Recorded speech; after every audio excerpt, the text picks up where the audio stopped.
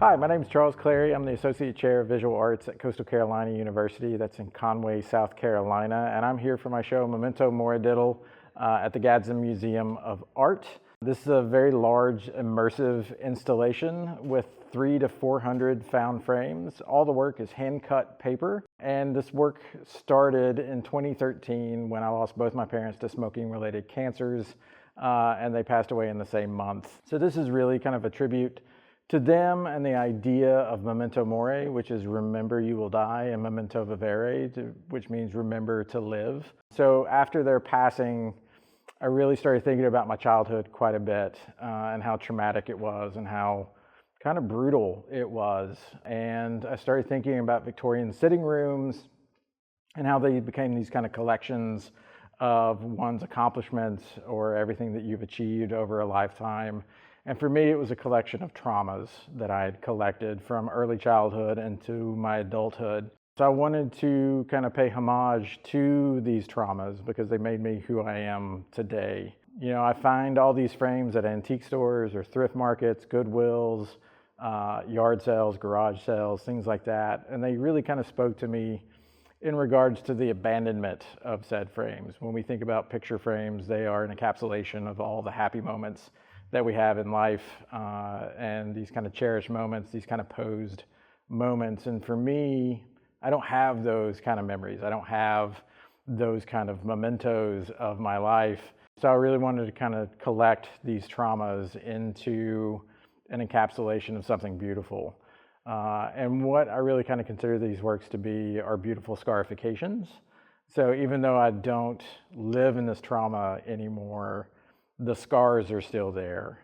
So each one of these pieces is about 15 to 20 layers deep of hand-cut paper, and they're really kind of a fun process. So I start with the first layer, go to the second layer, the third layer, the fourth layer, the fifth layer, until I run out of space. And most of these frames have really kind of brutal, visceral openings that are either kind of punched through with drywall or they're cut into illustration board.